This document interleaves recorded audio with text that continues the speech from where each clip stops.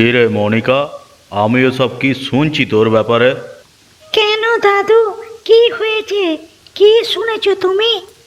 তুই কি করে বেড়াচ্ছিস তুই নিজে জানিস না? ন্যাকা সাজছিস, আবার নাটক করে আমাকে জিজ্ঞাসা করছিস কি করেছি। তুমি এরকম করে কথা বলছো কেন দাদু?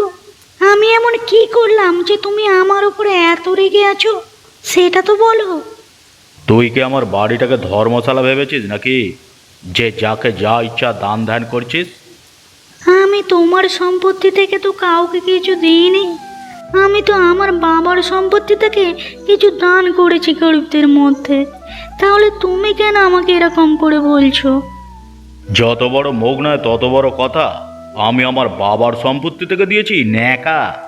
শোন, এখানে যা কিছু আছে সব আমার, তোর বাবার কিচ্ছু নেই।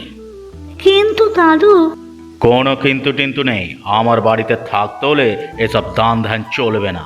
নিজের খাওয়া জোটে না, সে আবার গেছে দান ধ্যান করতে।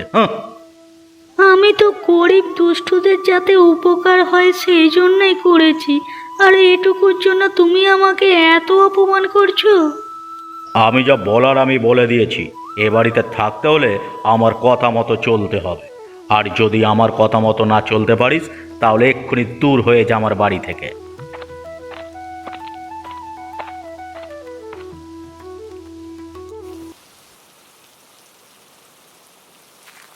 এই বৃষ্টির মধ্যে দূরে কে একা দাঁড়িয়ে ভিজছে, গিয়ে দেখি তো।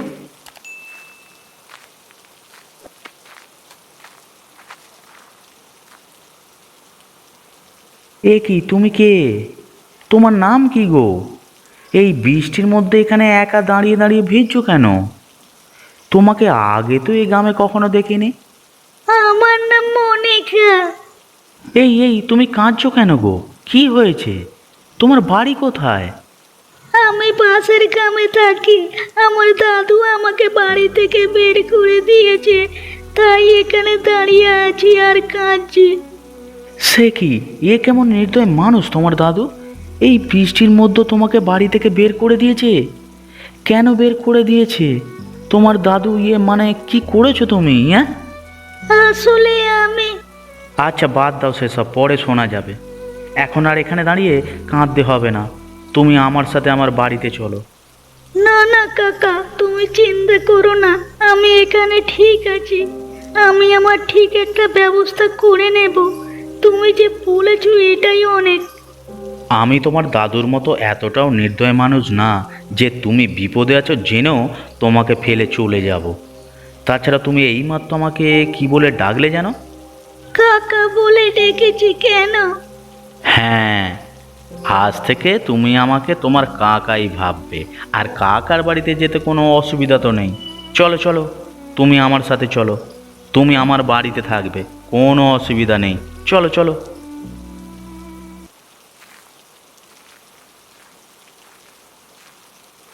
এই মালতী, বাইরে এসে দেখো কাকে নিয়ে এসেছি।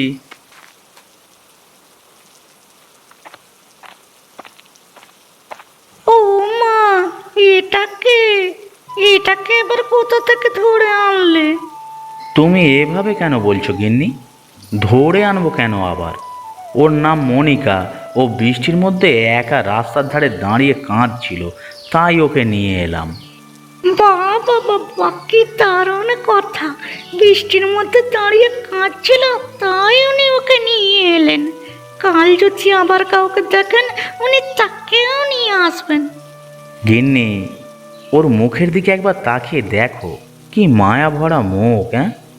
দেখলেই মায়া হয়, তাই তো নিয়ে এলাম।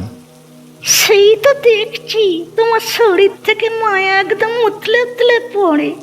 কাউকে দেখে একদম উনি তাকে ঘরে নিয়ে চলে এলো। নিজের খাওয়া জোটে না, নুন আনতে পান্তা ফুরোয়, তার উপর আবার আরেকজনকে জুটিয়েছে। এটা যেন ধর্মশালা। আহ গিন্নি, এভাবে বলো না। ও তো শুনছে, কষ্ট পাবে তো। ও আনন্দ পাক, কষ্ট পাক বা চুলোয় যাক, তাতে আমার কি? যেখান থেকে নিয়ে এসেছো সেখানে এক্ষুনি রেখে এসো। কাকা, আমাকে নিয়ে তোমরা নিজেদের মধ্যে অশান্তি করো না। আমি চলে যাচ্ছি, তুমি কাকিমার সাথে রাগারাগি করো না।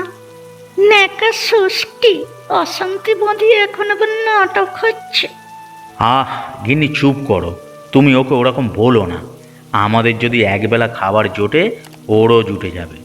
আমরা যা খাবো ওকেও তাই দেব। তোমার এই দয়া দেখানোর জন্য একদিন পথে বসতে হবে বলে দিলাম। কি পাপ করে যে তোমাকে বিয়ে করেছিলাম, সারাটা জীবন ভিখারির মতো চলতে হচ্ছে। আয় মা আয়, ঘরে আয়। তোর কাকিমার কথা কিছু মনে করিস না মা। ও নবাবের বেটি, যাও ঘরে যাও, আমার কপালে যত সব চোটে।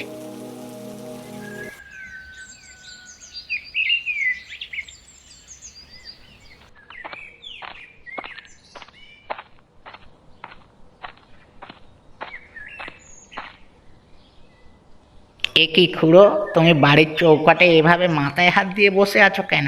কি হয়েছে? আর তোমার চোখ মুখে এরকম শুকনো লাগছে কেন? শরীর খারাপ নাকি? আমার নাতনিটাকে খুঁজে পাচ্ছি না গণেশ, তুই তো জানিস তো ছাড়া আমার আর কেউ নেই। কোথায় যে গেল মেয়েটা? দেখো এদিক ওদিক কোথাও গেছে, ঠিক চলে আসবে। তাছাড়া তোমার তো বয়স হয়েছে, এত চিন্তা করো না। বেশি চিন্তা করলে শরীর খারাপ করবে। ওর শরীর, একদিন তো মরেই যাব। তার আগে নাতনির মুখটা দেখে যেতে চাই শেষবারের মতো। তুমি এভাবে বলো না খুড়ো, তোমার কিচ্ছু হবে না, আমি বলছি তো। এদিক ওদিক কোথাও গেছে, ও ঠিক চলে আসবে।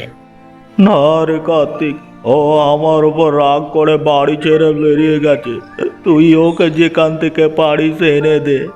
ওর যদি কোনো ক্ষতি হয়ে যায় আমি নিজেকে ক্ষমা করতে পারবো না রে। কেন খুড়ো, কি হয়েছে? তুমি কি কিছু বলেছো মনিকাকে? আমি এখন তোকে এত কিছু বলতে পারবো না। তুই দয়া করে আমার নাতনি, আমার নয়নের মনিকাকে আমার কাছে ফিরিয়ে নিয়ে আয়। দয়া করে ফিরিয়ে নিয়ে আয়। আজকালকার ছেলে মেয়েদের সহ্য ক্ষমতা খুব কম, একটুতেই তাদের রাগ হয়ে যায়। রাগ কমলে ঠিকই বাড়ি ফিরে আসবে। তাও আমি দেখছি এদিক ওদিক খোঁজ করে, তুমি চিন্তা করো না। আচ্ছা ঠিক আছে, তুই কোনো খোঁজ খবর পেলে আমাকে জানাস, একটু জানাস ভাই। হ্যাঁ, তুমি বিশ্রাম নাও খুড়ো, আমি একটু খোঁজ নিয়ে দেখি।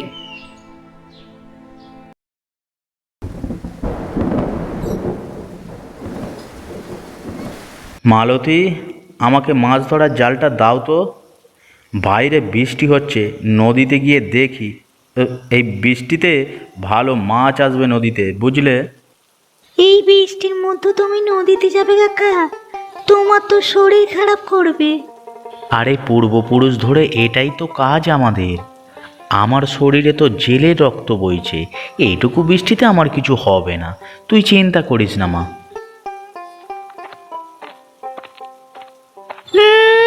নেকা যত সব, কাজে না গেলে খাবে কি শুনি?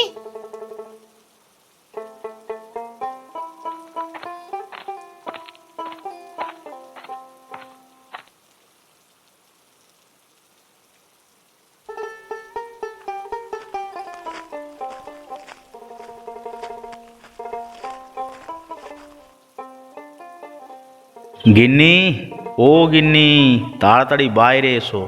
দেখে যাও আজকে কত বড় একটা কাতলা মাছ ধরে এনেছি। কই গো, দেখি দেখি।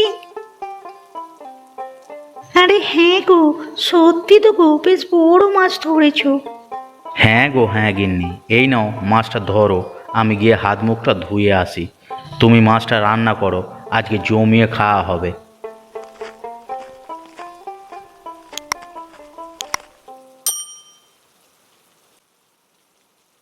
এই গিন্নি, বড় মাছের পিসটা মনিকাকে দাও। ও তো আমাদের বাড়িতে নতুন এসেছে, আজকে ও খাক। কেন? ওকেই বড় মাছের পিসটা কেন দেব? ওটা আমি খাবো। কোথাকার কোন ভিখারি উড়ে এসে জুড়ে বসেছে, তাকে আবার বড় মাছ খেতে দেব? খেতে দিয়েছি এই অনেক। না না কাকা, আমি মাছ খেতে ভালোবাসি না, ওটা কাকিমাই খাক। গিন্নি, তোমার ওকে দিতে মন না চাইলে দিও না, কিন্তু ওকে এভাবে অপমান করো না। ভিখারির আবার অপমান? এতই যদি মান সম্মান থাকতো তাহলে এখানে পড়ে থাকতো না।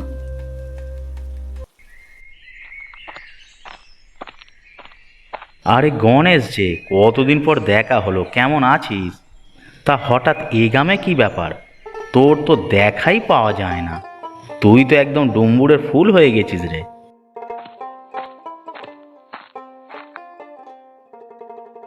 আরে না রে, ডুম্বুরের ফুল কেন হতে যাব? আসলে সংসারী মানুষ, ঘর সংসার নিয়েই ব্যস্ত। আমি ভালোই আছি, তুই কেমন আছিস বল? আসলে আমাদের গ্রামে ওই গোপীনাথ খুড়োর নাতনি মনিকা, তাকে বেশ কিছুদিন ধরে খুঁজে পাওয়া যাচ্ছে না, তাই খোঁজ করতে করতে এই গ্রামে চলে এসেছি আর কি। আমিও ভালো আছি রে। তা কি নাম বললি তুই? মনিকা? তাকে দেখতে কেমন? বয়স কত রে? আর কবে থেকে পাওয়া যাচ্ছে না? আরে আরে, তুই এরকম হাওয়ার বেগে প্রশ্ন করলে উত্তর দেবো কি করে? দাঁড়া দাঁড়া, একটা একটা করে বলছি। হ্যাঁ হ্যাঁ, ঠিক আছে ঠিক আছে, তাই বল। মনিকা দেখতে বেশ সুন্দরী, বয়স ওই ধর না 22 কি 23। আরে এই তো কদিন আগে ঝড় বৃষ্টি হলো না, ওই দিন থেকেই মনিকাকে পাওয়া যাচ্ছে না। তুই ভালো করে খোঁজ নিয়েছিস তোদের গ্রামে? হ্যাঁ রে বাবা, আমি ভালো করে খোঁজ নিয়েছি ওদিকে। তোর দাদু চিন্তায় চিন্তায় অসুস্থ হয়ে পড়েছে, কি যে করি বুঝতে পারছি না। দাঁড়া দাঁড়া, তুই যে বিবরণ দিচ্ছিস তা শুনে মনে হচ্ছে আমার বাড়িতে যে মেয়েটি রয়েছে সেই হয়তো মানে তোদের ওই গোপীনাথ খুড়োর নাতনি মনিকা হবে হয়তো। কি বলছিস কি? তুই কি সত্যি বলছিস? আমাদের মনিকা? ও তোর বাড়িতে কি করে গেল?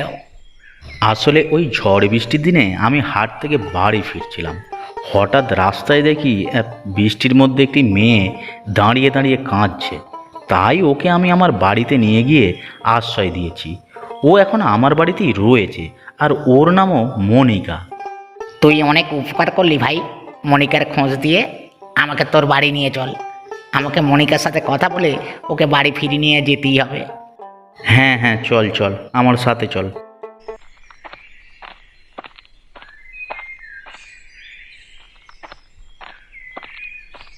মনিকা, মা মনিকা, একটু বাইরে আয় তো।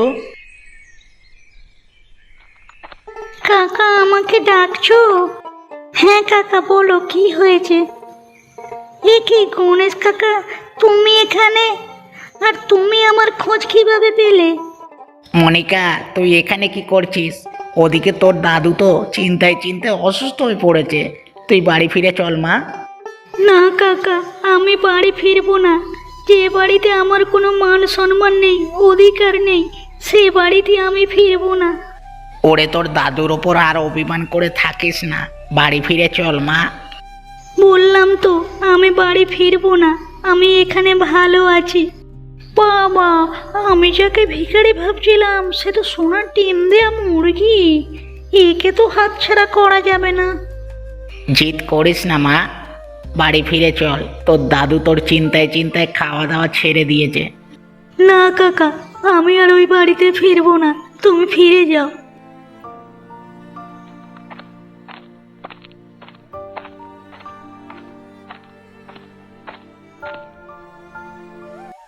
আহ, ও যেতে যখন চাইছে না, ওকে তুমি জোর করছো কেন? ও এখানেই থাক না। এতদিন পর সোনার ডিম দেওয়া মুরগি পেয়েছি, তোমাকে তো মামুনি এত সহজে ছেড়ে দেওয়া যাবে না। আগে তোমার সব সম্পত্তি আমার নামে লিখিয়ে নিয়ে তারপর তোমার ছাড়। কিছু বলছো কাকিমা? কই না তো, কিছু বলিনি। তুই এখানে থাক। এই শোনো না, আজকে বাজার থেকে একটু মাংস নিয়ে এসো তো, আমি নিজে হাতে রান্না করে মনিকাকে খাওয়াবো। এ কি রে বাবা, ভূতের মুখে যে রাম নাম। কি গো, কি ভাবছো? দাঁড়িয়ে রইলে কেন? যাও মাংসটা নিয়ে এসো। হ্যাঁ যাচ্ছি যাচ্ছি, তুমি ওদিকের কাজকর্মগুলো ততক্ষণে সারো, আমি গিয়ে মাংস নিয়ে আসছি।